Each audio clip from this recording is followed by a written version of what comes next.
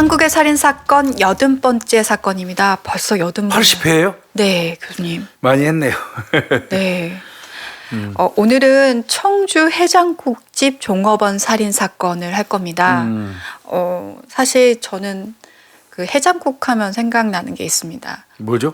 제가 항상 범죄는 밤에 이루어지잖아요. 그러다 보니까 저희가 수사 현장에 나가는 시간이 거의 밤이에요. 그러면 가면 그 끝나고 나면 거의 새벽이 돼요. 그럼 새벽에 맨날 교수님 더 잘 아시겠지만 가는 데가 해장국집 문 열은 데가 거기밖에 없으니까. 없으니까요. 네. 제가 아직도 기억나는 게 첫 사건이 진짜 이렇게 피가 흥건한 사건이었거든요. 현장 나갔을 때. 네, 선배님들이 야 이런 날은 꼭 선지해장국을 먹어야 된다면서 괜히 지랄들 하는 거예요. 안 해도 되는데. 선지해장국집을 갔는데 진짜 그 못 먹겠더라고요. 그래서 그러니까 부검 끝나고 맨날 내장탕집 가서 먹이는 거랑 똑같은 거예요. 그래서 그때 아직도 기억이 납니다. 그래서 저한테는 별로 즐겁지가 않아요, 이거? 아니요, 전 해장국집 즐겁지 않기보다 해장국 잘 안 먹어요? 저는 해장국도 종류가 많잖아. 뼈 해장국 있고 선지 해장국 있고. 전 선지는 빼놓고 그다음에 양평 해장국집 가면 이제 각종 내장 종류 있고. 저는 내장 종류, 피 종류 빼놓고 다 먹습니다. 뭐 그 해장국 그거 2개 빼면 무슨 해장국? 감자, 뼈, 뼈 해장국. 감자, 그러니까 그런 거 먹습니다. 순댓국 이런 것도 사실 저 순댓국도 경찰 들어와서 배웠어요. 그거는 순댓국은 형사들의 필수 네. 음식이에요. 짜장면, 라면, 설렁탕, 그다음에 뭐 해장국, 뭐 선지 해장국 이런 거 등등. 그렇습니다. 뭐 네. 갑자기 먹는 걸로 갔는데 이게 발생한 거는 2012년도 사건이에요. 네, 8년 전이죠. 네, 12년 10월 17일 날 05시 50분 경에 이제 이 청주시 흥덕구 소재에 있는 한 해장국 집입니다. 여기에 이제 어떤 이 해장국 먹으러 회사 다니는 사람 2명이 갔어요. 네. 밥 먹으려고 이제 갔어요. 그래서 그 해장국 집에 딱 들어갔더니 거기 이제 자기네 회사 주변에 있기 때문에 24시간 해장국 집이래요. 네. 거기 자주 들르는 모양이죠. 네. 그리고 이제 그날도 임씨라고 그러네요. 실제로 임모 씨 일행 2명이 이제 해장국 회사 주변에 있는 해장국 집에 해장국 먹으러 간 거예요. 네. 딱 들어갔는데 손님 하나도 없어. 근데 24시간 해장국집이라 그랬잖아요. 네. 뭐 손님이 없을 수는 있는데 네. 불이 다 켜져 있는 거예요. 그러니까 영업하니까 홀에 불 켜져 있는 네. 거죠. 그리고 테이블에 딱 봐도 손님을 받았던 흔적이 있으니까 상을 아마 안 치웠었나 보죠. 그러니까, 그러다 보니까 주인 기다리면 오겠지, 그렇죠. 종업원 기다리면 오겠지 하고 마냥 기다리고 있었습니다. 시간이 계속 가도 그 종업원 그 해장국 뭐 주인이 안 나타나는 거예요. 소리 계속 질러봤어요. 계속. 안에 있어요. 이제 우리 마냥 기다릴 수 없으니까 그랬더니 소식 없어요. 그러니까 이제 주방 쪽으로 간 것 같아 이 사람들이. 네. 그 주방 쪽으로 가서 찾다가 방처럼 돼 있는 그 좌식 테이블. 아마 이렇게 그 테이프 어떻게 돼 있냐면 이게 이제 의자로 되어 있는 데도 있고 좌식. 뒤로 가다 보면 이제 좌식 앉아 있는 테이블 쪽으로 주방하고 아마 가까이 붙어 있는 그런가 봐요. 데가 칸막이 이렇게 있고. 네. 근데 그래서 이제 거기 또 방처럼 되어 있는 게 있으니까 거기 쪽에 사람이 자고 들여다봤나 있나 봐. 싶은 거죠. 사실 새벽에 손님 없으면 자기도 하잖아요. 그러니까 봤더니 뒤편에 사람이 있어요. 근데 이불을 덮고 있는 거예요. 그러니까 에이씨 손님 왔는데 잠자고 있어. 계속 소리 질러도 모른 척하고 가서 깨우다가 기겁해 버린 거예요. 왜냐하면 거기 이불 쪽에 피가 이불 이렇게 밑으로. 흥건하게 이렇게 배어 있었던 겁니다. 그러니까 그 신고해야 되겠죠. 얼마나 놀랬겠어요. 아마 자지러졌을 거예요, 그죠? 저는 제가 현장에 나가서 한 사람이니까 그렇지만 제가 그냥 일반 시민이었을 때 거기 발견한다 그러면 깜짝 놀랐겠죠, 뭐. 네. 그래가지고 112하고 119 동시 신고해요, 이분들이. 네. 그래서 07시 30분에 출동했던 119가 사망 확인해요. 사망은 기본적으로 경찰이 판단하지 않습니다. 네. 사망은 어떤 경우라도 원래는 사망 그 선고 자체를 의사가 하도록 돼 있어 법상. 그러니까 119 정도가 나와서 사망했다고 추정하고 옮겨가지고 의사가 최종적으로 사망했다고 그래야지 사망인 거지 경찰은 사망이라고 판단할 수 없습니다. 아마 이제 신고받고 나온 거는 07시 15분에 이 분평 파출소라고 그래요. 분평. 네. 그러니까 청주 청남경찰서 강력팀도 이제 나오게 되고요. 네. 청남서 관할인가 보죠. 그리고 이게 아마 변사 사건이라고 딱 정확하게 판정이 됐으면 아마 이제 경찰서에서 과학수사계에서 과학수사 요원들이 나왔을 텐데 그게 아니라 충북청 과학수사계에서 수사대에서 나온 거 보니까 강력팀도 나오고 네, 청남서. 네. 그러면 이건 타살로 본 거죠. 네, 갔을 때 또 아니면 아리까리 하든지 그랬을 때 이제 투입이 됐을 텐데 과학수사대 그것도 지방청에서 이제 오게 됩니다. 나중에 이제 뭐 말씀드리겠지만 이 사망한 사람은 그 종업원이에요. 62살 먹은 그 김모 씨 여성이에요. 이 여성인 거 맞고. 그러면 이제 현장 상황은 어땠냐면 청주시 사시는 분들은 다 알겠네요. 분평사거리에서 산남사거리 방향으로 이면도로에 위치해 있다는 거예요. 4차선 도로변 위에 지상 2층에 가건물이고. 가건물이고. 네. 그리고 그렇다면 가건물이 이제 그렇게 세워져 있을 거 아니에요. 1층이 해장국집이었대요. 그거 요 사건 난데. 네. 그 2층이 주인이 이제 기거하는 살림집이었다고 하는데요. 이 해장국집이 어떠냐? 우리 보통 보면 해장국집들 다 오픈되어 있잖아요. 유리 이렇게 통유리 돼가지고. 통유리로 네. 개방형이구나. 네. 여기 해장국집도 그렇게 돼 있었다고 하고요. 그러니까 넓은 유리창으로 내부가 환히 들여다보이는 개방형. 그리고 뒷면을 가보니까 간이 창고랑 창고. 네, 이제 아마 마당이 좀 있고. 시골이니까. 네. 그래서 출입문을 또 진입을 하니까 좌쪽에는 이제 신발들이 들어가서 왼쪽으로는 신발장 신발장들이 같은 게 있는 거고. 거고요. 그다음에 좌식 아까 얘기했던 좌식 탁자가 3개가 있고 오른쪽으로는 테이블형 탁자가 2개 있고. 그러니까 적네요, 규모가. 네. 한 20평 규모 정도? 그러니까 막 큰 해장국집은 그런 건 아닌 것 같아요. 같습니다. 네. 그러니까 피해자는 가장 안쪽에 있는 간이 칸막이 그 뒤편에서 발견이 된 거예요. 그러니까 네, 사망한 사람은 이게 아마 최초에는 그냥 단순 변사로 봤던 것 같아요. 그러니까 뭐 피를 어떻게 봤는지는 모르겠는데 그래서 이제 근데 그냥 딱 봤을 때는 사실 누가 사망을 했을 거니까 그렇게 봤을 수도 있는데 이제 하나하나 살펴보다 보니까 타살의 가능성이 굉장히 높은 거죠.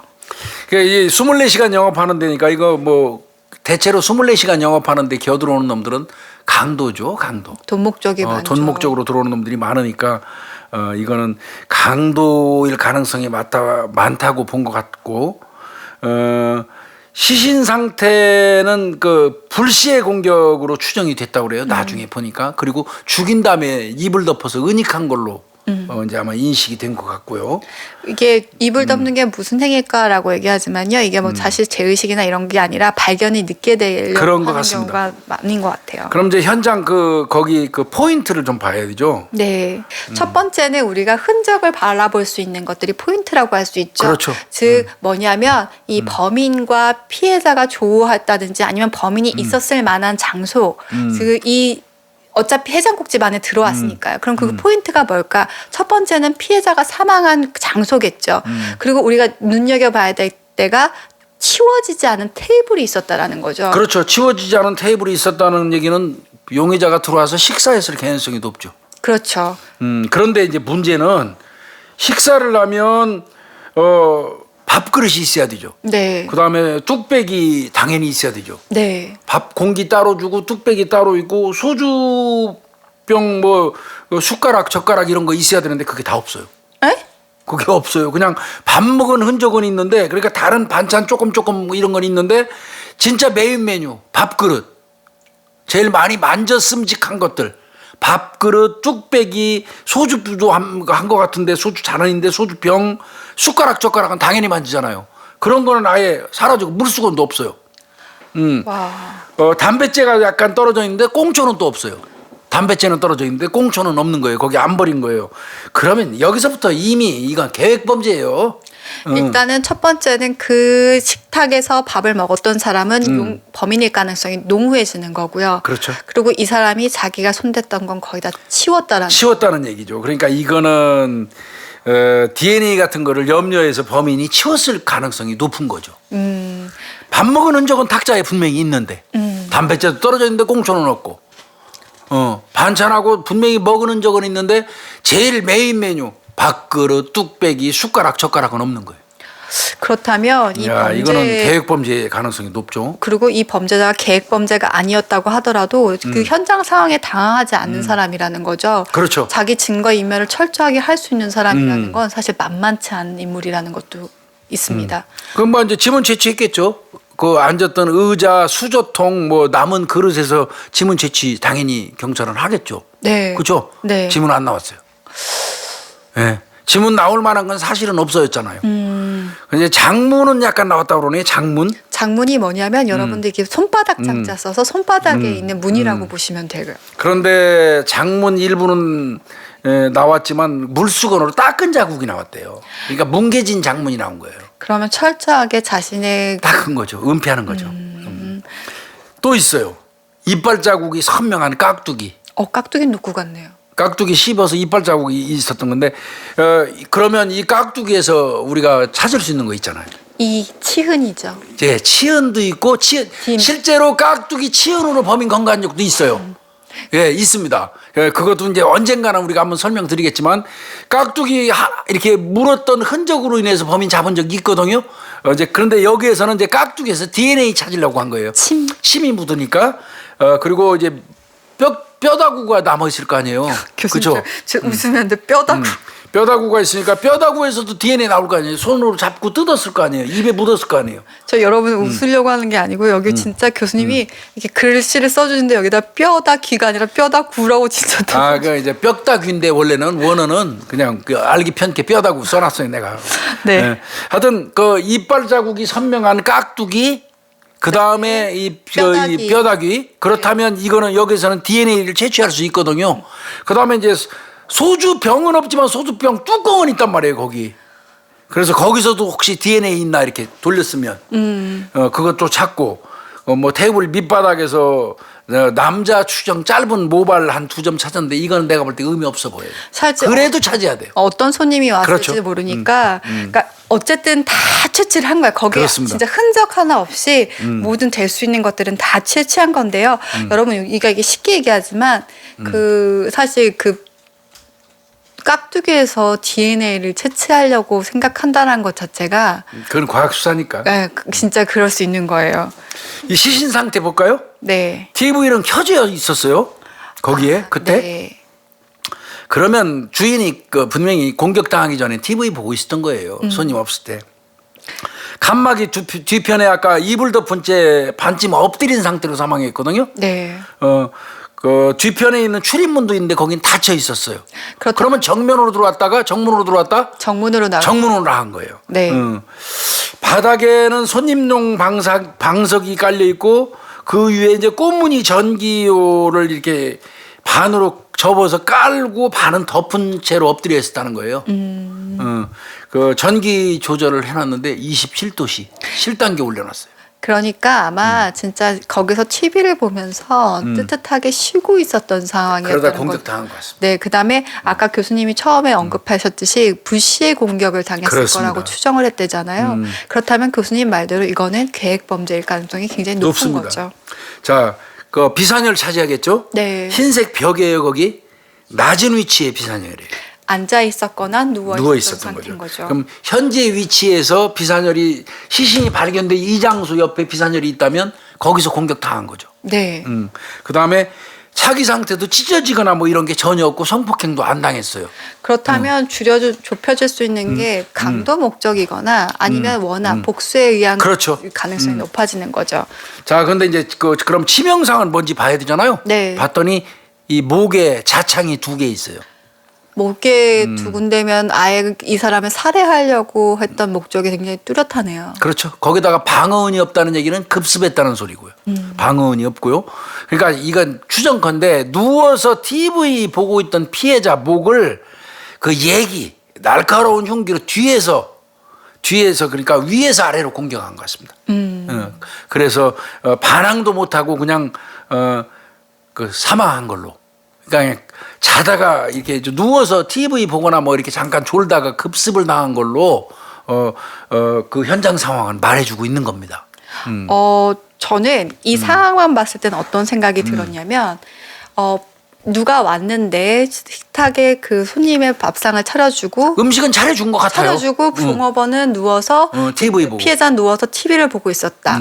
그렇다면 사실 경계할 만한 인물이 아니라고 본인이 생각했기 그렇죠. 때문에 면식범이거나 면식범이라도 뭐 그게 뭐 가까운 면식점범일 수도 있고 아니면 거기 그냥 가끔씩은 얼굴이 익힐 정도로 자주 오는 뭐 단골 뭐 이런 사람일 수 있는 거예요. 어쨌든 이 종업원이래 피해 여성분이 자신이 좀 마음을 놓을 수 있는 그렇죠. 상황이었다라는 거죠. 그렇죠.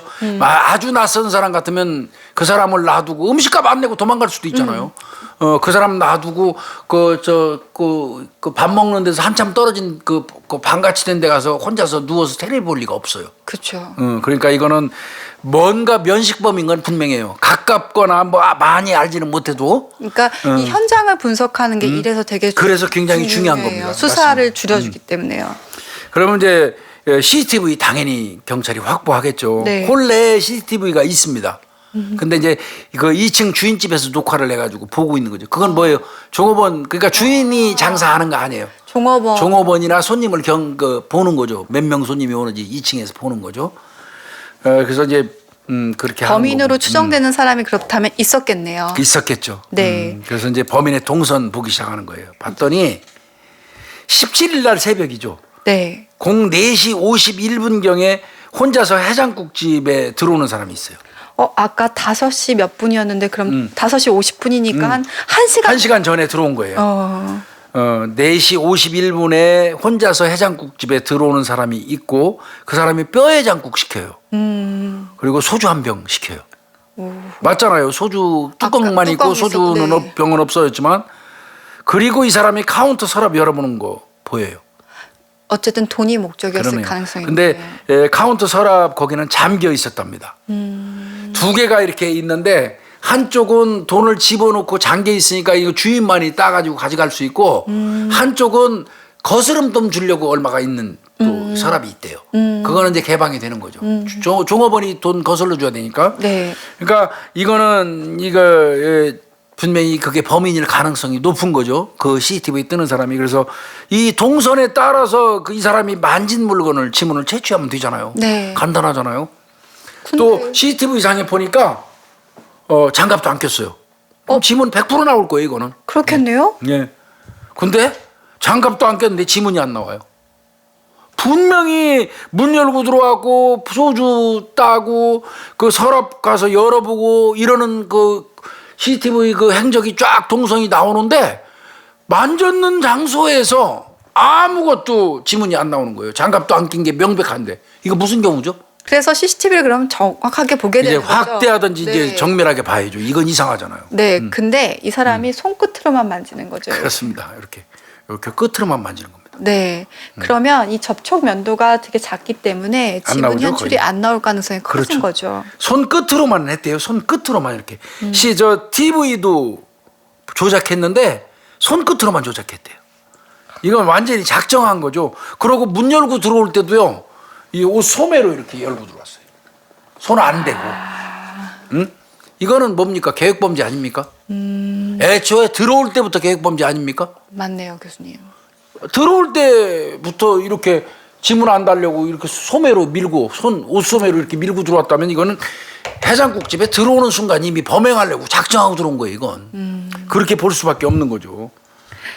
손끝으로만 그렇게 만진다는 것도 웃기잖아요. 그러니까요. 그리고 시간이 꽤 길게 1시간 30분 가량 식사를 그러니까 했다고 잔 하는데 거예요, 종업원이. 길게 쭈그리고 앉아서 뼈다구 뜯으면서 소주 한 병 처먹으니까. 그러니까 저 안에 들어가서 기다리다가 이제 아직 멀었어요 하고 졸았겠지. 새벽 시간 나니까 얼마나 졸리겠어요. 종업원 입장에서는. 그랬던 것 같고요. 그러니까 이제 거기 또 동선에 보면 피해자가 이 피의자한테 다가가고 몇 마디 건네는 게 나와요. 그러니까 아마 계속 드실 거예요. 이제 그거 같아요. 그러니까 그러고는 좀 더 먹겠다 어쩌고 하니까 이제 가서 눈 무는 것까지. 그러니까 그런 것 같아요. 피의자 담배 피운 거 분명히 아까 쟤는 나왔죠. 꽁초는 안 나왔지만. 꽁초는 안 나오고 담배 피웠습니다. 네. 그러고 꺼내는 게 나와요. 칼을 품속에서. 그리고 바지 뒷주머니에서 장갑을 꺼내는 것도 확인이 됩니다. 맞습니다. 아마 공격할 때. 그렇죠. 공격할 때 장갑 낀 겁니다.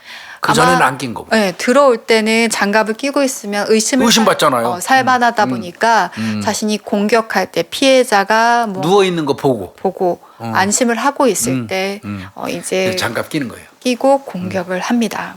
그런데 이 CCTV 각도상 그 공격할 때 머리만 보이는 거예요. 이게 안쪽에 있다 보니까 그런 것 같습니다. 그리고 이제 아까 내가 말씀드렸지만 그 서랍 2개 있었잖아요. 카운터. 하나는 돈 들어가서 잠겨 있는 거. 네. 그러니까 거기는 못 열었어요. 그런데 그 저 잔돈 거슬러 주기 위해서 만들어 놓은 거 얼마 정도 돈이 뭐 좀 들어 있대요. 그 속에는. 그 이제 거스름돈 넣는 데니까 그 종업원이 열고 닫을 수 있잖아요. 네. 그러니까 거기에서 돈을 이제 서랍을 열고 돈을 훔쳐간 거예요. 첫 번째 서랍은 그러니까 아까 말씀드린 것처럼 구멍만 있고 잠겨 있으니까 거기서는 돈 못 꺼내간 거예요. 아니 너무 화가 났는 게 그 돈 챙기려고 그렇습니다. 사람을 사망에 이르기까지 하는. 거스름돈 챙기려고 그 돈 꺼내서 챙기는 것까지 나오고요. 그리고 나옵니다. 테이블 위에 집기를 비닐봉지 다 쓸어 담습니다. 아까 얘기했던 뚝배기, 밥그릇, 소주병, 젓가락, 숟가락 비닐봉지를 딱 꺼내서 쓸어 담아요. 얼마나 이게 철저한 겁니까? 전 진짜 이건 그 목적성 대비 너무 합리적이지 않은 방법인 것 같아요. 너무 푼돈 때문에 사람을 그렇게 구태여 죽일 필요가 있냐 이거죠. 근데 얼굴을 알기 때문에 그래요. 그쵸. 그리고 많은 사람들이 진짜 돈 요거 조금 때문에 사람을 죽여라고 하는데 많아요. 그런데 진짜 현장에서는 진짜 많아요. 진짜 푼돈 때문에 죽이는 거 많이 있어요. 그러니까 막 그 아침에 뭐 경정이라든지 뭐 이런 게 도박한다고 새벽에 아침에 아침 장사하는데 들어가서 여성만 있는 데 가서 돈 강도하거나 아니면 진짜 살인하고 강도살인하는 경우도 많고 우리가 상상할 수 없는 그 진짜 그런 사건들이 꽤 많습니다. 그러니까 결국은 그 돈 목적인데 그것 때문에 죽이기까지 했다? 그러면 이건 면식점 범일 가능성이 높고요. 네, 보통 강도에서 끝나거든요. 그리고 아마 추정컨대 그 잠긴 서랍에 돈 많이 들은 거 알잖아요. 열쇠 요구하다가 불응하니까 죽였을 수도 있어요. 급습으로 그냥. 그렇죠. 탐문회의 존재 이거. 네. 이거는 뭐 청남경찰서 이 강력팀이 차상학 경감이 했던 사건인데 우리가 CCTV에 사람 얼굴이 있으면 우리 바로 잡을 수 있는 거 아니야라고 생각하시죠. 그렇게 다들 생각하시잖아요. 네.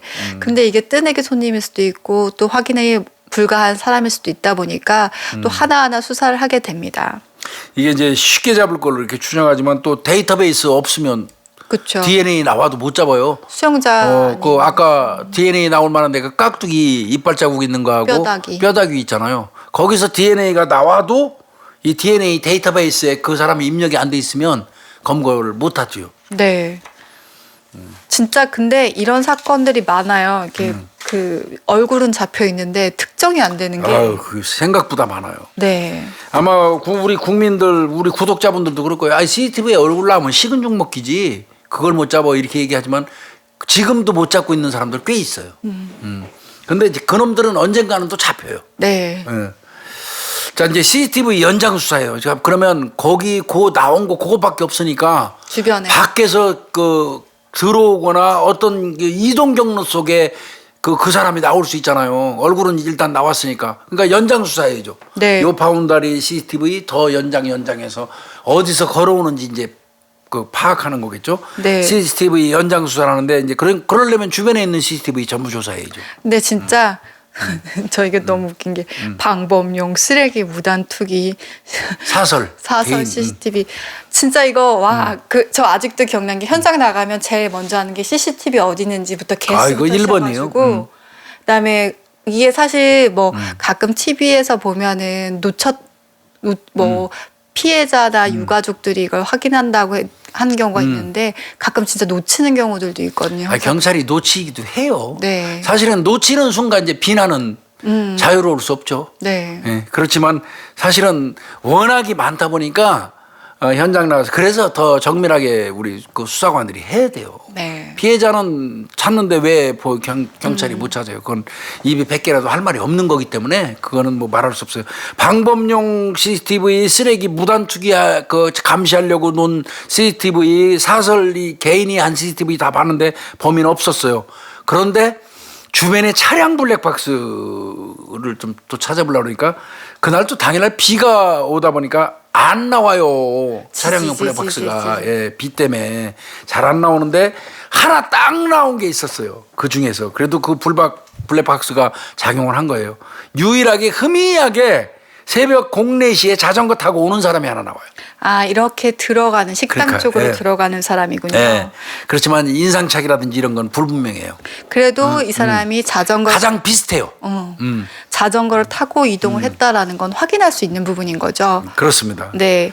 그리고 그날 비가 왔음에도 불구하고 자전거를 탄 사람이 우산을 안 들고 있어요. 그 얘기는 바꿔서 얘기하면 뭐예요? 일부러 그걸 노렸다라는 거죠. 이거는 이 사람이 어디선가 출발해서 올 때는 비가 안 왔던 거예요. 아, 그럴 수 있네요. 그 시간을 보면 되겠네요. 그렇죠. 그 당일날 비가 많이 오다가 가랑비로 바뀌고 이랬다거든요. 그러면 그 인근에 사는 사람이 비가 아주 그 부슬비 같은 거 조금 올 때는 우산 안 쓰고 자전거 타고 후닥닥 올 수도 있는 거거든요. 네. 그러면 그 인근 사람일 가능성이 있는 거예요. 시간도 추정할 수 있고. 아하. 그러면 요건 이 근처 사는 놈일 네, 가능성이 많아요. 자전거를 타고 인근에 사는 사람일 그렇죠. 가능성이 높아집니다. 그럴 가능성이 높아 보이는 거죠. 그리고 CCTV 이거 아마 찾아보시면 나올 텐데 그때 CCTV에 찍힌 사진이 있잖아요. 네, 예. 그래서 이거를 또 이제 우리가 범인 수배 그렇죠. 전단지를 만드는데요. 천장 만들어 천장. 네, 그럼 거의 청주에 거의 다 뿌리는 거라고 생각하시면 그렇죠. 될 뭐 것 같아요. 분평동, 수국동, 산남동, 모충동 뭐 집집마다 탐문하면서 그 천장 가져가서 쫙 인화해가지고 뿌리고 프랭카드도 부착을 했어요. 저도 이거 아예. 봤었어요. 프랭카드도 부착하고 19일 날 공중파 CCTV에도 공개를 해요. 그러면 이게 이건 엄청 빨리 공개 수사 전환한 거예요. 그러니까 17일 날 사실은 그 이제 이게 발견이 된 거잖아요. 그럼 이틀 만에. 이틀 만이면 사실 경찰 입장에서는 용의자가 확실하다고 특정이 된 거죠. 그렇죠. 적어도 식당 내에서 찍힌 얼굴은 그거는 분명히 범인으로 본 거예요. 네. 그러니까 그 얼굴을 이렇게 한 천장 정도 인화, 사진 인화, 그것도 인화했대요, 일부러. 이런 그 A4 용지나 이런 데도 하면 잘 안 보이니까 좀 돈 들여가지고 사진처럼 인화를 했답니다. 한 천장 정도를. 굉장히 차상학경감이 꼼꼼한 사람이에요. 이게 돈 엄청 들였겠다. 돈 많이 들었죠, 이거. 네. 예. 그렇게 해서 그러니까 뭐 이건 공개 수사도 빨리 했어요.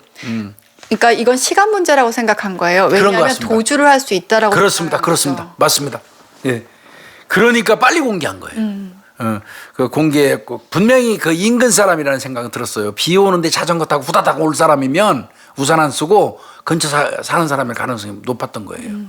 그 전날부터 비가 그날 비가 상당히 오랜 기간 오다가 많이 오다 적게 오다 이렇게 했단 말이에요. 많이 올 때 같으면 우산 쓰고 왔을 거 아니에요. 근데 저 많이 안 올 때 이 사람이 출발해서 거기 도착할 정도면 그거는 근처 사는 사람인 거죠. 그렇게 이제 경찰이 추정한 거죠. 그랬더니 공중파 나가고 났더니 탐문이 좀 수월해졌어요. 동네 주민들이 협조를 잘 해주는 거예요. 이거 정말 탐문 수사할 때 주민들이 잘 협조 안 해주거든요. 봐도 말 안 해주고 귀찮아하고 그러시거든요. 그리고 이게 진짜 무지하게 힘들어요 이거. 탐문할 때 이게 성함이랑 이름 적어야 되니까 그것 때문에 더 싫어하시는 경우도 많더라고요. 근데 이제 탐문할 때 우리 수사관들이 꼭 아셔야 될 거 꼭 그 사람 인적사항 적으려고 애 안 써도 됩니다. 그냥 저 50대의 그 주민, 이 동네 사는 주민 그냥 성만 얘기해 주세요. 박 씨, 김 씨, 뭐 이렇게 이 정도로 해도 되니까 꼭 그 인적사항, 주민번호, 전화번호까지 적으려고 하면 그 탐문 실패합니다. 저는 주소 적으라 그래가지고. 그건 절대 아니에요. 그래서 어디 동에 사세요? 그거 물어보냐고 진짜. 지금은 그렇게 탐문 안 합니다. 예전에 우리가 배울 때는 그렇게 했죠. 네. 왜 수사보고서에 명확하게 내가 이렇게 이 사람으로부터 이런 말을 들었다는 거를 어떻게 보면 책임 떠밀기지. 그죠? 그 책임 떠밀으려고 그 사람 인적사항을 구태여 부득부득 적었는데 지금은 그렇게 안 합니다. 탐문기법 바뀌었어요. 네. 나도 그렇게 가르쳐요. 네. 그렇게 할 필요 없어요. 중요한 거는 사건을 해결하는 거잖아요. 그렇죠. 단서가 중요한 거죠. 그래서 이제 탐문도 굉장히 수월해졌대요. 공중파에 나오고 나니까 사람들이 관심이 많아진 거죠. 그다음에 이제 이 뼈다귀 해장국집을 여기는 뼈다귀라고 썼네요. 뼈다귀 해장국집 운영하는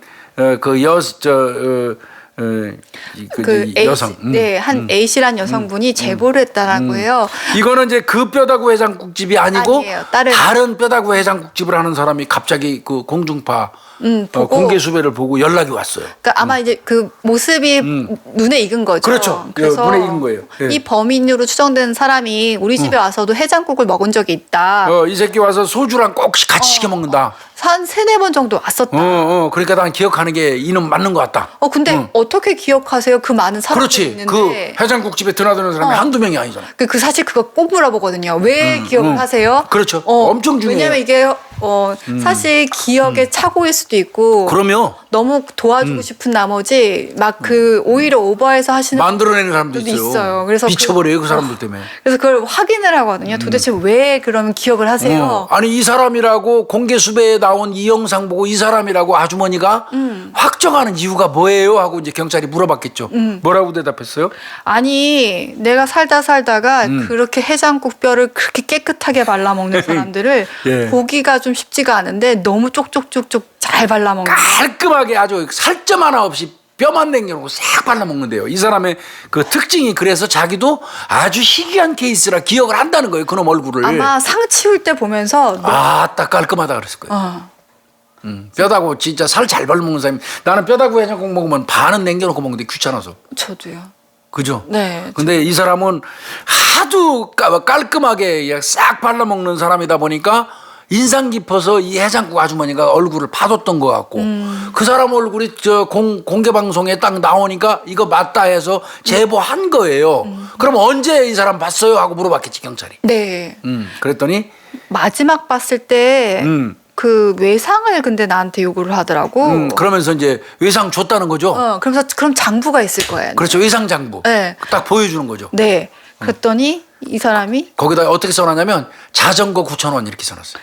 9,000원 자전거 타고 온 사람이 그렇죠. 자전거 9,000원이라는 얘기는 자전거 타고 자주 들락거리는 손님이었던 거예요. 이름은 모르는데 자전거 타고 온 손님이 한 그릇이에요. 9,000원이니까. 그래서 소주 한 병이겠죠. 한 6,000원의 소주 그건가 7,000원. 그런 것 같아요. 그러니까 자전거 9,000원 이렇게 써놓은 거예요. 장부에.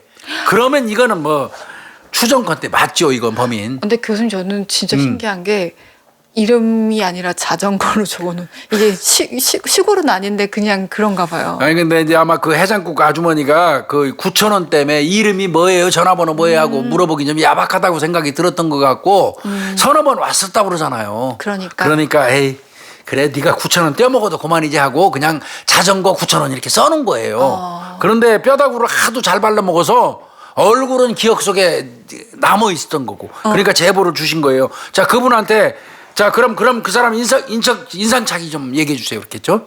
나이 한 40에서 46살 정도 사이 돼 보이는 것 같고요. 가난해 보였어요. 공공해 보였어요. 네. 그다음에 항상 같은 옷차림. 못 사는 사람인 거예요. 그러니까 아마 그것도 이제 딱 보고 알아셨겠죠. 3-4번 왔는데 늘 그 옷 입고 왔나 봐요.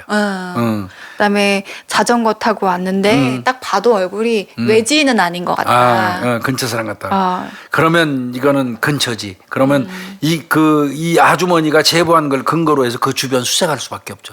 저는 그래서 이 수색 지역도 진짜 대단한 것 같아요. 자전거포. 자전거 타니까 자전거포 다 봐야지 근처에. 그다음에 용역 사무실 아마 일 공공해 보이고 또 일일 노동자로 아마 보였던 것 같아요. 그다음에 그러니까 인력 관리 회사. 그다음에 미용실하고 이용실. 여기는 사람이 아무리 그 가난한 사람도 머리는 깎아야 돼요. 그러니까 특히 남자기 때문에 아마 그런 것 같아요. 미용실, 이발소 다 뒤진 거예요. 그리고 매일 저녁에 밤 10시에 회의를 했다고 그래요. 그리고도 이제 이 사람을 잘 못 찾아내니까 다시 CCTV 수사 또 해요. CCTV 또 보는 거예요. 이게 그냥 보는 거랑 또 가서 확 비 오는 날 또 자전거 타는 모습이었잖아. 네.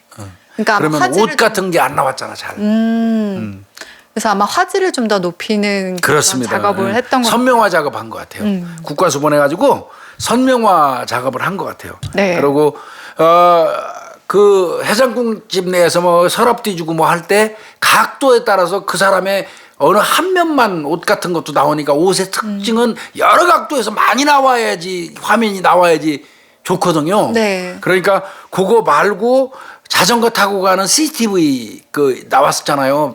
그 흐리지만 차에서 나온 블랙박스 그것도 국과수로 보낸 것 같습니다. 또 홀내에서 있는 것도 보내고 그래갖고 선명화 작업을 했더니 상의 앞쪽에 지퍼 주머니가 있대요.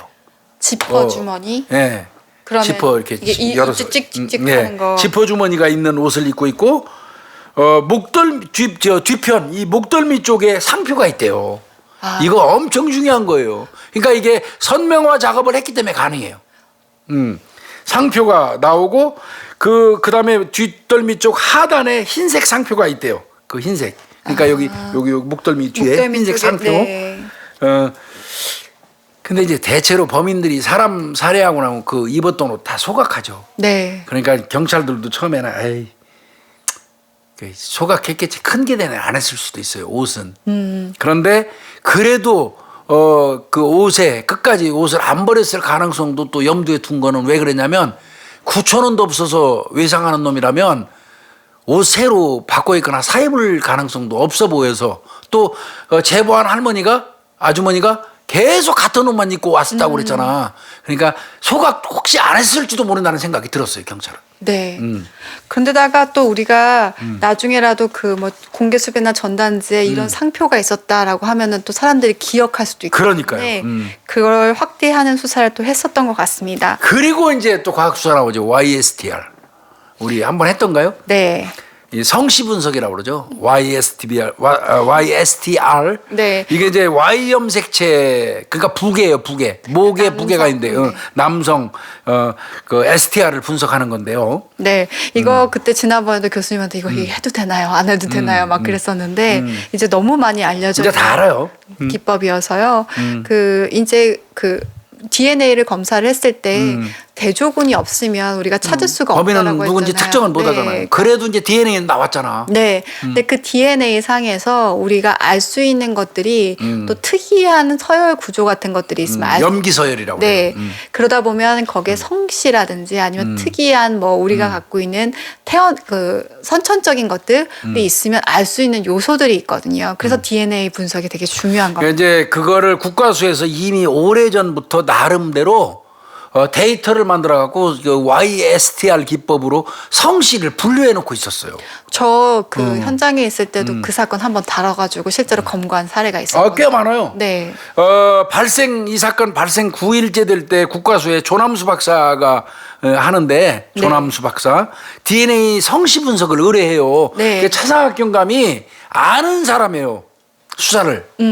아는 사람이라 해야지 그 국과수에 어떤 기능이 있어서 이런 거는 거기다가 이렇게 의뢰를 하면 분석이 된다는 걸 아는 거예요. 그걸 모르는 사람은 그 국과수에 여러 기능이 있는데 거기다가 맡기지도 못해요. 그렇죠. 그래서 유능한 이 지휘관은 수사 지휘관은 많이 알아야 돼요. 요소에. 이런 거는 이것도 맡겨보고 이건 국과수에 있어. 이건 서울청에 있어. 이건 뭐 있어. 요거는 STR 기법 한번 해볼 필요 있어. DNA 안 나오지만 깍두기에서 침 나왔으니까 요거 성씨 분석 한번 해보자. 그 데이터베이스는 없어서 범인 특정은 못하지만 그래도 성은 알 수 있지 않냐. 자, 많이 근접했잖아. 자전거 댕기는 그 근처 사는 놈. 그런데 그런 놈이 성이라도 좀 나오면 접근하기가 무지하게 편하잖아.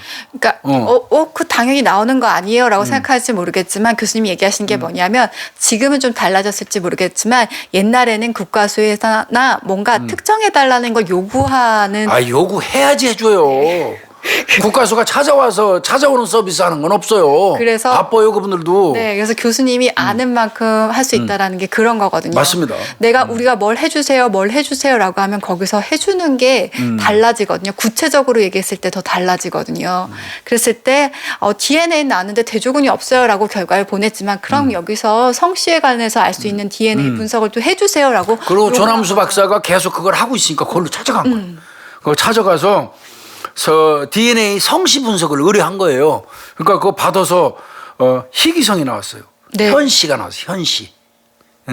이제 나중에 검거돼서 이 새끼 현씨 나오는데 44살 먹은 놈이었는데 현씨라는 거. 현씨는 희귀성이라 바로 나와요. 네. 김, 이, 박, 정 뭐 이런 경우는 워낙에 많잖아요. 그러니까 이 YSTR이 좀 쉽지 않습니다. 왜 그러냐면 어떤 경우는 계부, 계모가 있는 경우도 있고 맞아요. 혈통이 다른 경우도 많은데 그거는 막 성이 많은 사람들 같은 경우는 어렵잖아요. 그런데 뭐 홍씨, 현씨, 우리나라에 희귀성 있잖아요. 피씨, 뭐 마씨, 골씨, 적은 성들 네. 성이 이런 분들은 아무래도 데이터가 용이하죠. 네.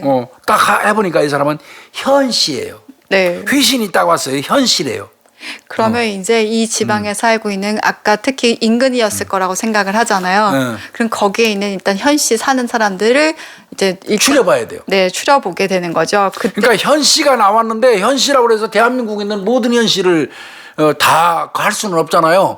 그러면 그 인근에 사는 현씨를 찾는 거예요. 집성촌 같은 데도 있잖아요. 네. 거기 가서 그분들한테 협조를 받아가지고 DNA를 도출을 해요. 그래가지고 그 성씨, 현씨로 밝힌 그 범인 거 있잖아요. 그거하고 대조해요. 일단은 그럼 맞춰보면 네. 그 집안인지 아닌지 알 수 있잖아요. 그렇죠. 일단은 40에서 46 사이로 보인다고 그렇죠. 했고 남성이고 그다음에 이 인근의 주변에 산다라고 했을 때 추려주는 현씨들이 있을 거 아니에요. 그렇죠. 그러니까 주변 지역에 거주하는 분들 이제 대조군 찾아갖고 대조하고 하여튼 그 과정에서 이제 현시인 사람들 그 범행 가능 연령에 있는 사람들 16명을 추립니다. 네. 그래서 그 사람들에게 DNA를 또 채취를 하게 되는 거죠. 네. 그리고 이 DNA 채취뿐만이 아니라 이 16명의 현씨 분들에 대해서는 또 개인 조사가 또 들어가게 전과조회도 해봐야 되고 뭐 그렇게 하죠. 네. 그래서 했는데 잘 안 나와요. 이제 뭐 우리 3579 패턴 알죠? 3579 패턴. 네. 살인 사건이 발생하고 나서 3일 이내에 찾으면 최고고 5일, 7일, 9일 넘어가면 장기로 들어간다. 네, 사실 3579 패턴이라고 그러는데. 7일이 되게 중점이라고 하시더라고요. 언론이 참아주는 기간이라고 우리는 일반적으로 얘기해요. 형사들은 3579 패턴이 뭐냐 그러면 이제 일반적으로 9일이 지나면 장기로 들어가는 거야. 이런 원칙은 맞아요. 그 원래 원칙이 그건데 형사들이 이제 자조감에 빠져서 하는 얘기 있죠. 언론이 참아주는 기간 패턴이라고 그러죠. 그리고 한 달이 지나서 수사가 안 되면 거의 끝난 장기 거고요. 미제로 갈 가능성이 크다라고요. 그러니까 이제 7일 정도 지나면 일반적으로 언론이 쪼기 시작합니다. 보도 막 나요. 계속 장기 수사 뭐하냐 뭐 이제 시작되는 거죠. 그래서 이제 3579 패턴은 엄밀히 얘기하면 장기 들어가는 거를 얘기하는 패턴인데 형사들 사이에서는 언론이 쪼기 시작하는 시기라고 얘기하죠. 3579 패턴이 또 있잖아요, 교수님. 그 근무하고 나서 3년, 5년. 이제 옷 벗고 나가는 거. 네, 그래서 그 9년 넘어서 저 옷 벗었죠. 저는 딱 7년 때 딱 뭐 패턴에 맞게 나왔네. 그 위기가 와서 8년째 그만뒀죠. 나는 12번 잡혔었는데 32년 했어. 하여튼 이제 언론이 참아주는 3579 패턴이 지났어. 그러니까 언론에서 인터넷 기사 뭐 이거 시작하더니 공중파로 막 난 거야. 무기력한 수사. 뭐하나 경찰 뭐하나 이제 난리가 난 거죠. 특히 청주다 보니까 지방 그러면 지방신문 엄청나죠. 네, 지방에서 살인 사건 나면 또 엄청나거든요. 이제 그래서 아마 이때 형사들 짤짤 매고 있었을 거예요. 네. 그때 진짜 황금 같은 또 제보 전화가 하나 딱 들어옵니다. 제보 전화 기가 막힙니다. 범인이요, 내가 아는 사람 같습니다. 부들부들 떨면서 전화했어요. 그러니까 진짜 얼마나 겁이 났겠어요. 그게 누구냐면 미용실 업주예요. 깜짝 놀랐어요. 미용실 업주가. 그래서 이 사람들이 또 보는 거는 다르잖아요. 그래서 저도 진짜 아까 그 해장국집 아주머니가 그건 습관으로 하는 거예요. 뼈다구 발라먹는 습관으로. 근데 여기서는 어떻게 그러면 그 사람인 것 같아요? 라고 했더니 입모양하고 귀가 비슷하다고. 그러니까 귀가 이거는 미용실 업주기 때문에 가능한 거예요. 보는 관점이 다른 거예요. 아마 그 헤어 만져주다 보니까 귀를 많이 보게 될 거 아니에요. 머리를 감겨주거나 그리고 눈을 가리게 되다 보니까 입을 보게 많이 될 것 같아요. 그러니까 우리가 머리 감아줄 때 귀하고 눈 가려주니까 보통 보게 되는 게 입이잖아요. 그래서 저는 그래서 기억을 한 것 같아요. 근데 이분은 원래는 이 범인을 아는 거는 이분이 마트를 운영하면서 범인을 봤는데 그 이후에 미용실을 하면서 이제 이 얼굴의 특징에 눈을 뜬 것 같아요. 그러니까 화면에 뜬 걸 보고 그 뒤늦게 미용실을 운영하면서 익혀진 그 어떤 그 포인트 사물을 보는 네. 이제 그 안목이 생긴 거죠. 그쵸. 그러니까 원래 그래 가만히 생각해 보니까 얼굴하고 요 귀하고 입 모양을 보니까 저거 옛날에 내가 마트 운영할 때 우리 마트에 자주 오던 놈이야. 그리고 그 가만히 보니까 자기 남편이 그때 PC방을 했었대요. 근데 PC방 하는데 남편이 그런 얘기 했어. 저 새끼 우리 PC방 오면 10시간씩 죽 때리고 간다고. 그래서 더 기억을 하고 있었다는 거야. 근데 미용실을 하는 바람에 이분이 입 모양 뭐 이런 거를 화면을 통해서 익힌 거예요. 그 대조를 할 수 있었던 거예요. 특히 귀 같은 경우는 우리가 성형에 불과하기 때문에 특히 수사진들 같은 경우도 되게 많이 보는 포인트가 귀라고 하더라고요. 그러고 이제 남편이 그 얘기도 했대. 그 새끼 명절에도 집에도 안 가고 맨날 PC방 와서 죽 때린다고. 성도 현씨라고. 성이 뭐예요? 그랬더니 현씨예요. 여기서 바로 나온 거예요. 그러면 경찰이 인적사항 따는 건 식은죽 먹기죠. 네. 인적사항 바로 땄습니다. 네. 68년생이에요. 아까 교수님 얘기하셨죠. 40살 정도였다고요. 68년생 주소지 딱 나옵니다. 청주 딱 나와요. 그 근처에요. 그러면 이 사람 사진 뽑는 건 또 쉽죠. 네. 그 자동차 운전면허 거기 사진 다 있어요. 이게 주민등록소 사진이 등록되어 있는 경우도 있지만 보통 우리는 관리하는 운전면허. 게 그 경찰에서는 라이센스 운전면허를 관리하기 때문에 그 사진이 먼저 뜨거든요. 그렇죠. 그래 딱 해가지고 집 찾아갔죠. 네. 갔더니 문 잠겨 있어요. 다세대 주택에 살고 있는데. 그래서 옆집에 이제 아마 거기 또 택시 기사가 살고 있었나 봐요. 네. 그 옆집에. 그래서 자기도 TV 봤대요. 근데 아니다. 어이 말도 안 되는 소리 하지 마세요. 그 사람 아니에요. 그 최근 사진까지도 보여줬거든요. 계속 처음에 어제 엊그제도 봤는데 그 사람 아니야. 나도 테레비 봤는데 그러니까 테레비 나온 거를 봤어도 사람마다 달리 본 거예요. 그렇죠. 뼈다구 해장집 아줌마나 미용실 아줌마는 굉장히 그 정확한 자신들이 보는 안목에 포인트를 딱딱 집어서 그 현씨라고 본 건데 이 택시기사도 봤지만 옆집에 사는 자주 보니까 옆에서 너무 가까이 있는 사람은 오히려 자기가 갖고 있는 상 자체가 있다 보니까 그것을 객관적으로 못 보는 게 또 있는 것 같아요. 그래서 이제 그 최근 사진 보여주니까 비슷하다고 얘기를 했어요. 그 사람 어디 갔어요? 근데 여태까지 집에 있다가 어제 저녁에 주유소 취업했다고 그러면서 나갔다 일하러 이렇게 얘기를 하는 거예요. 그럼 이제 거의 다 잡은 거예요, 이건. 네. 이제 그러면 이제 주유소 가서 수색해야죠. 그런데 이거 신중하게 해야 돼요.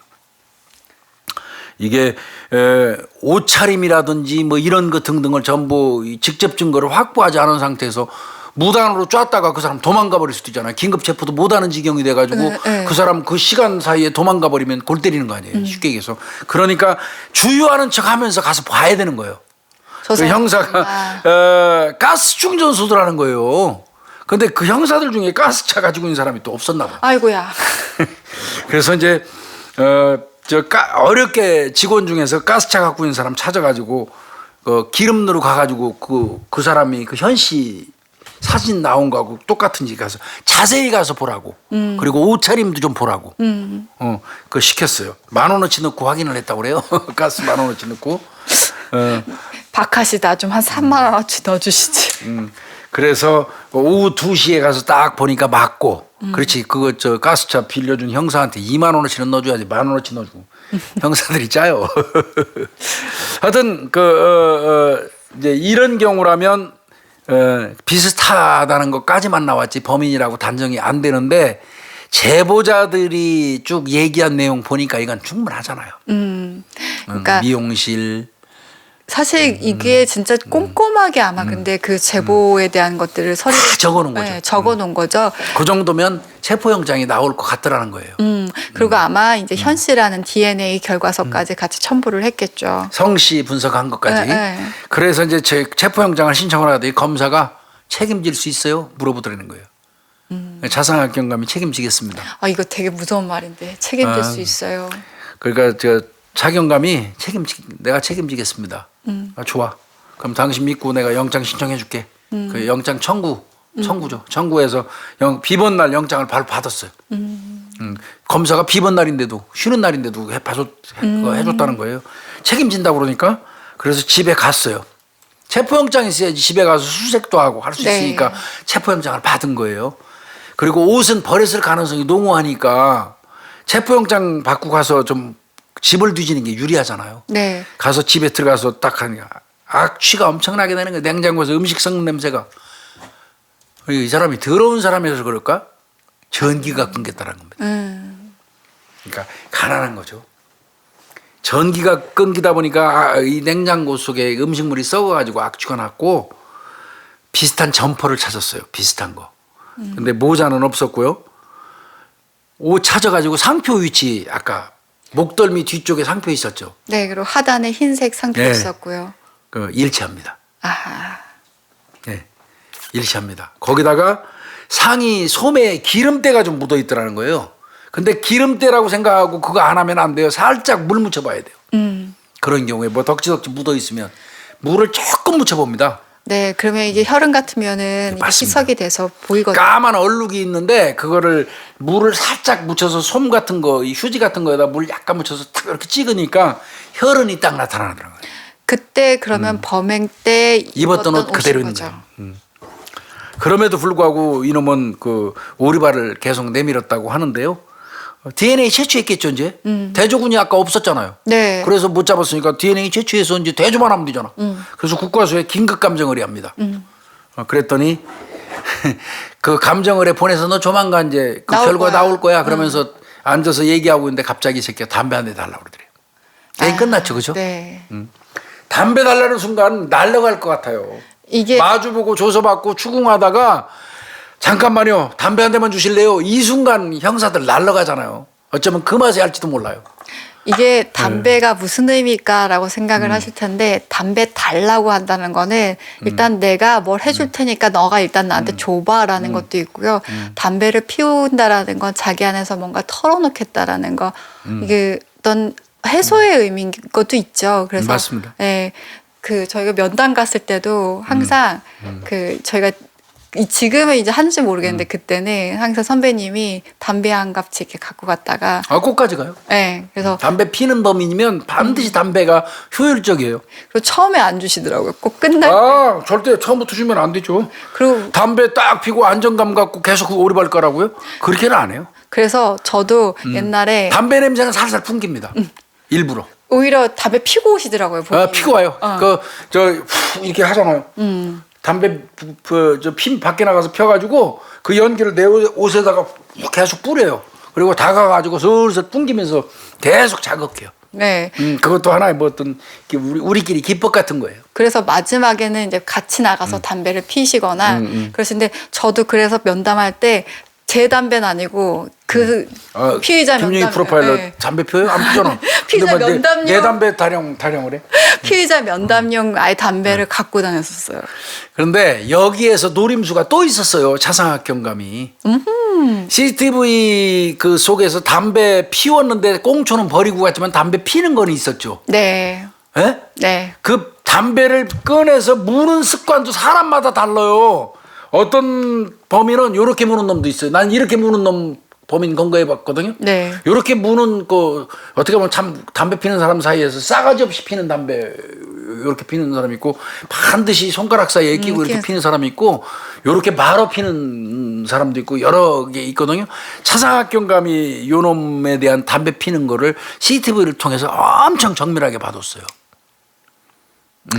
어느 정도 지점을 잡고 어느 정도 뭐 이런 거를 봐둔 거예요. 딱 빼서 입에 무는 것도 가운데 정확하게 무는 사람, 한쪽으로 이렇게 하는 사람, 이렇게 무는 사람, 피면서 잘근잘근 씹는 사람. 담배도 잘근잘근 씹어가지고 꽁초 버려주면 무지하게 감사하면 땡큐입니다. 시연이 나와서 굉장히 감사하거든요. 얘가 무는 거는 담배를 무는 방법이 달랐어요. 약간 독특했어요. 한쪽으로 이렇게 쏠린 상태에서 무는 그 좀 다른 모습이 있었는데 피다 보면 그 모습이 그대로 재현되거든요. 차상학 경감은 담배를 한 대 주세요 하는 순간 담배를 주면서 또 하나를 노린 거예요. CCTV 동영상에 담배 무는 모습하고 요놈이 똑같은지를 또 본 거예요. 확실하더라는 거예요. 너 범인 맞다 이 새끼야. 그러면서 CCTV를 딱 보여줬다는 거예요. 담배 무는 모습도 어쩌면 이렇게 똑같냐 그러니까 아무 소리 안 하고 그냥 졸졸이 자백하더라는 거예요. 그러니까 이제 마지막 쐐기 박은 거죠. 딱딱 때린 거죠, 그냥. 그러니까 진짜 그 수산 예술이라고 하는 게 맞는 게 예술이에요, 예술. 어느 하나를 놓치지 않고 어느 하나 종합예술 같은 거죠. 그러니까 이게 진짜 탁탁탁 맞춰지는 그리고 그걸 놓치지 않는 게 진짜 뛰어난 수사관. 차상학경감이 내가 볼 때는 수사꾼이에요. 정말 수사 꼼꼼하게 잘하는 분이에요. 그런 것 같아요. 자, 이 범인은 자 이제 이름 자백 다 했어요. 네. 얘기합니다. 네. 17일 날 새벽에 집 나왔다. 건강도 안 좋고 경제도 안 좋아서 자살할 생각으로 나왔다. 이건 본인 주장이에요. 근데 그래서 칼을 품속에 넣고 왔다. 자살하려고. 그리고 자전거 탔다. 죽기 전에 따뜻한 밥이라도 한번 먹고 싶어서 그 해장국집 들어갔다. 해장국 한 그릇하고 소주 한 병 시켰다. 피해자가 오더니 오래 드시고 갈 거냐고 빈정거렸다. 그래서 내가 격분했다. 에이씨 어차피 죽을 생각인데 2판 4판이다 그러고 죽였다는 거예요. 근데 이게 말이 됩니까? 안 되죠, 교수님.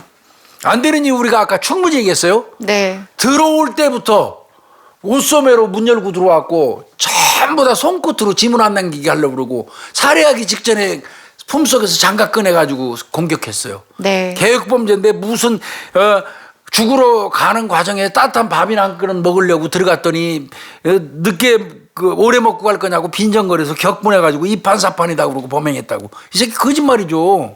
100% 거짓말이죠. 100% 거짓말이죠. 그래서 누워있는 피해자한테 자기가 하고 너 내 얼굴 아느냐? 그러고 물어봤더니 안다고 그랬대요. 그래서 바로 공격했대요. 거짓말이죠. 목 부위 2번 공격한 거 다 얘기했고요. 서랍에서 훔쳐간 게 얼마인 줄 아세요? 18만 원이요. 18만 원입니다. 18만. 그리고 나서 만졌던 컵, 수저 이거 다 챙겨간 거예요. 응? 이거 피의자 말 거짓말 아닙니까? 처음부터까지? 네. 일단은 첫 번째는 칼을 품속에 갖고 왔다라는 거죠. 장갑도 챙겨갔잖아요. 장갑도 챙겨왔고 교수님 말대로 들어올 때부터 자기네 인적사항을 숨기려고 했었고 그다음에 아까 현장에서 시체 상황은 급습한 거였는데 이 사람 말을 걸었다고 했잖아요. 그렇죠. 뻥이에요. 그리고 자기가 품속에서 칼을 들었으면 피해자 같은 경우는 보잖아요. 보면 거기 반격을 하고 방어원이 생겨요. 방어는 없었어요. 전혀. 네.